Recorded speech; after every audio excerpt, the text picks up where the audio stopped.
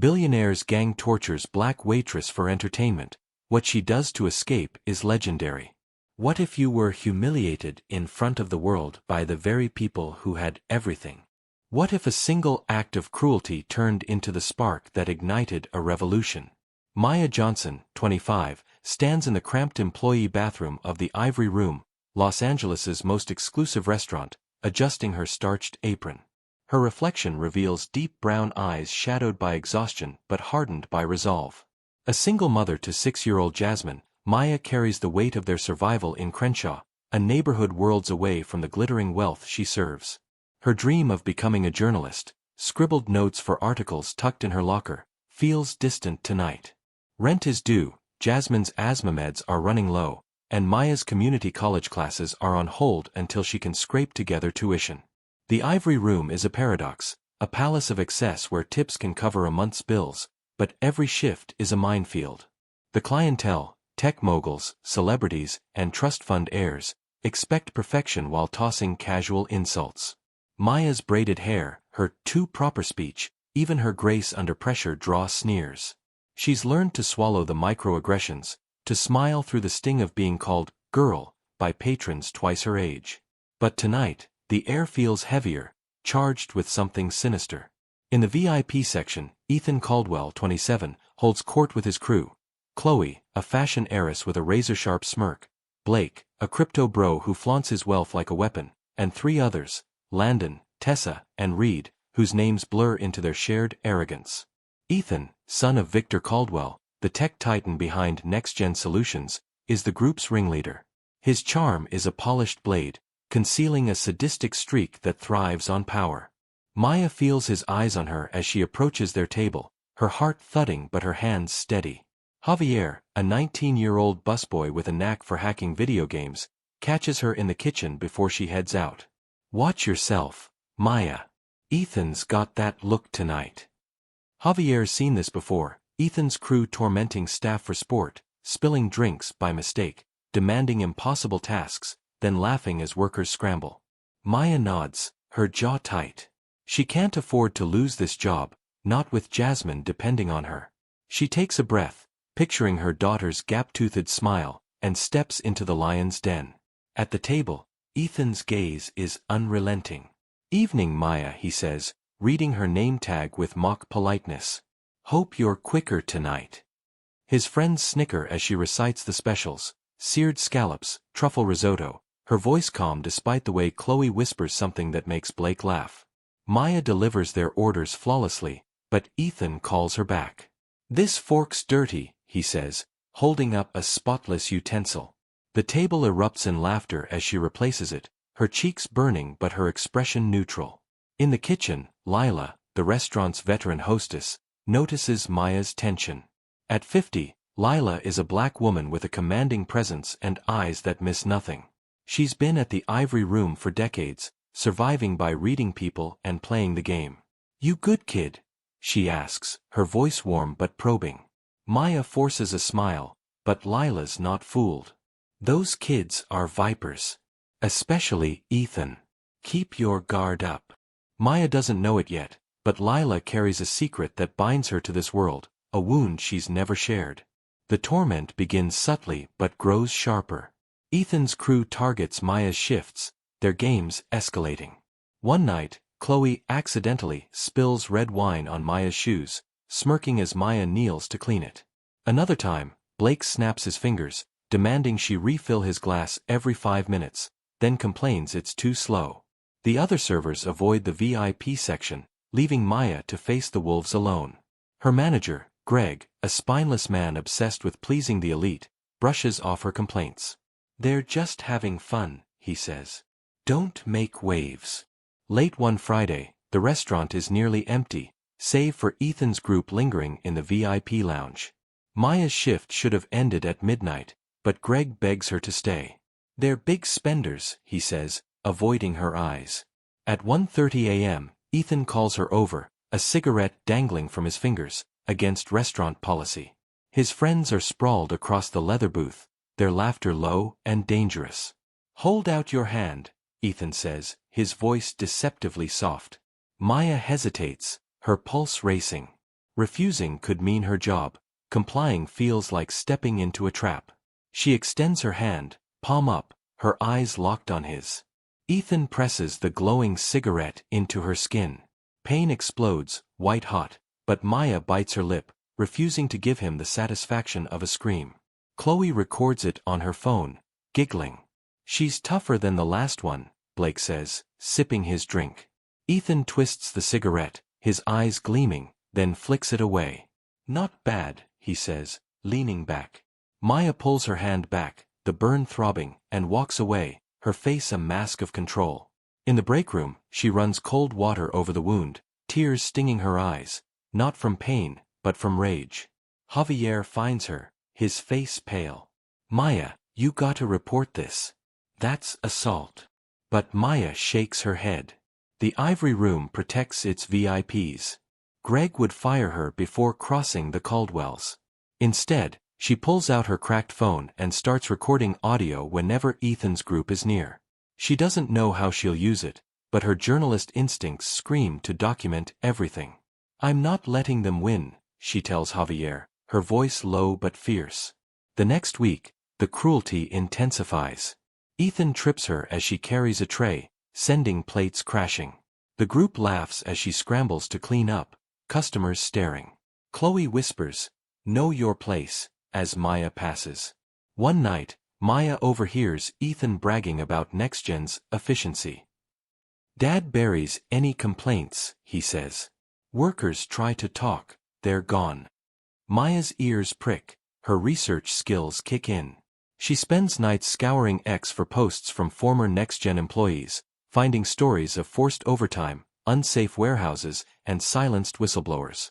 Victor Caldwell's empire is built on exploitation, and Ethan's cruelty is a mirror of his father's. She confides in Javier, who's been tinkering with the restaurant's ancient security system. "Those cameras catch everything," he says, eyes alight. "I can pull the footage." Hacking the system is risky, cameras are monitored, and Javier could be fired or arrested. But Maya's burned scar pulses, and she thinks of Jasmine's future. "Do it," she says. Javier nods, his own anger at the elite fueling him. They're a team now, bound by a shared fight. Lila notices Maya's late-night whispers with Javier. In the storage room, she confronts her. "You're planning something big, aren't you?" Lila's voice is low, her eyes searching. Maya hesitates, then spills, the recordings, the footage, the NextGen scandal. Lila's face softens, then hardens. Twist 1. "I've been you," she says. 20 years ago, a rich kid humiliated Lila, and his family paid her to stay quiet. The money kept her afloat, but the shame lingers. "I won't let them break you too," Lila says, offering to run interference with Greg. Her decision puts her job, and her safety, at risk. Maya's plan crystallizes, fueled by her love for Jasmine and her dream of journalism. She creates a burner X account, posting cryptic messages, "They laugh while we bleed. The truth is coming."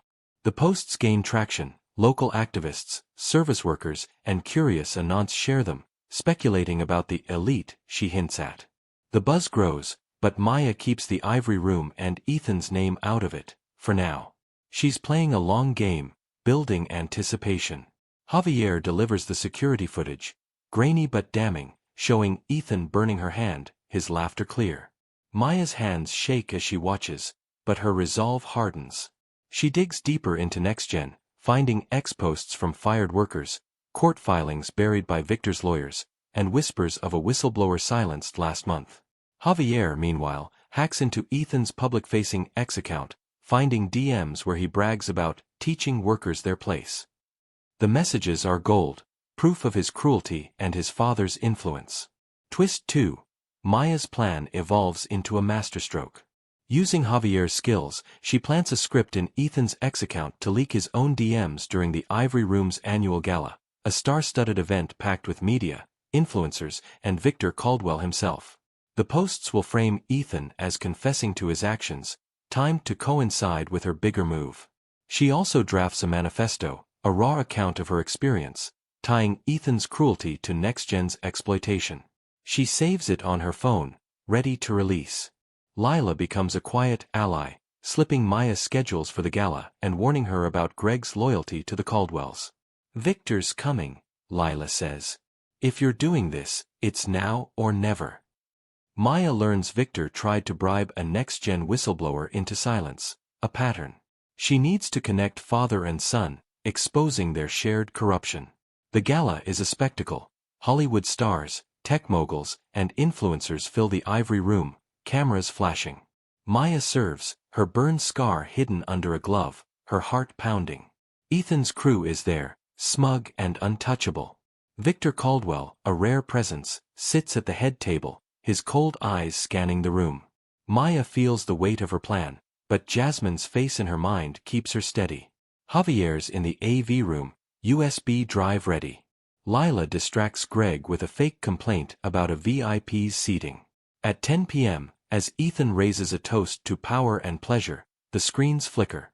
The room hushes as the security footage plays, Ethan pressing the cigarette into Maya's hand, his laughter echoing, Chloe's phone recording it all. Gasps ripple through the crowd. Influencers pull out their phones, live streaming to X. Reporters scribble notes. Then, Ethan's X account erupts with scheduled posts, love breaking them. Just like Dad handles next-gen's workers. The room explodes in chaos. Ethan's face drains of color as Chloe shrieks, deleting her own videos. Blake tries to leave, but influencers block the exits, filming. Victor storms toward the AV room, but Javier's locked the door. Maya steps onto the stage, grabbing a mic. Her voice trembles but grows steady. "This is what they do to us," she says, holding up her scarred hand. "They burn us, laugh, and think they're untouchable." Twist 3, she plays a recording from her phone, Victor's lawyer, offering her $50,000 to stay silent about Ethan, recorded 2 days ago. "I said no," Maya declares. "This isn't just about me. It's about every worker they've silenced, every life they've crushed." She names NextGen's abuses, forced overtime, unsafe conditions, buried complaints. The crowd roars, some cheering, others shouting in outrage. X lights up with hashtag #BurnTheElite, the footage and recording going viral. Victor tries to spin it, claiming the recording is fake, but the damage is done.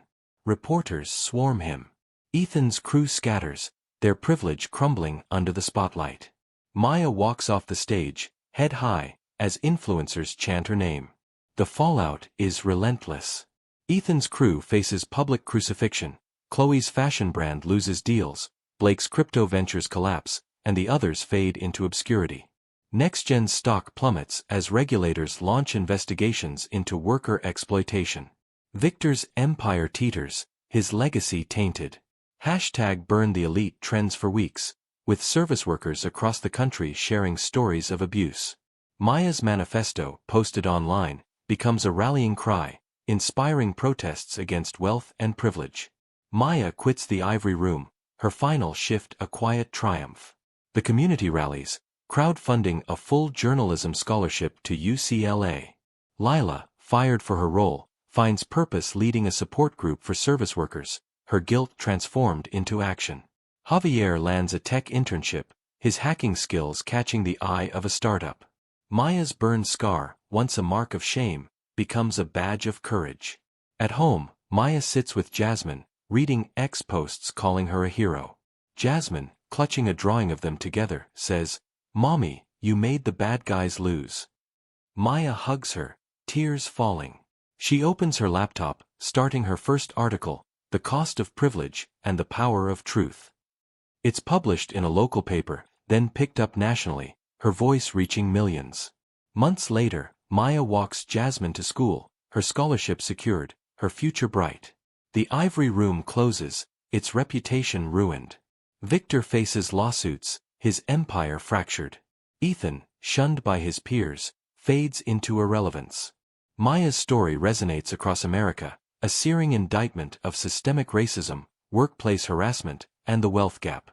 The triple twists, Lila's buried past, Ethan's hacked confession, and Victor's recorded bribe, turn her defiance into legend, a story told in barbershops, classrooms, and X threads. Maya visits Lila's support group, sharing her story with other workers. "We're not invisible," she tells them. "Our pain is our power." As she leaves, a young waitress thanks her, eyes shining with hope. Maya smiles, thinking of Jasmine, of the articles she'll write, of the systems she'll challenge. The burn scar on her hand is a reminder, she's not just a survivor, she's a force. And her fire will keep burning.